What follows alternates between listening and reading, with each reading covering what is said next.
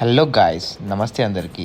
మనమైతే శబరిమల పాదయాత్రకు వెళ్ళి నుండే ప్రస్తుతానికి మన ఫ్రెండ్స్తోని నేను మహారాష్ట్ర వచ్చానమాట. ఇలా మార్నింగ్ అయితే బస్సులో వెళ్ళాము మేము. కానీ మహారాష్ట్ర అంటే చలి చాలా తక్కువ ఉంటుంది అనుకున్నాం. మాత్రం పొట్టు ఉంది చలి అయితే. బస్ డ్రాప్ అయ్యాక స్నానాలు అయితే చేసేసాం. చాలా చల్ల నీళ్ళతో చేసేసాం.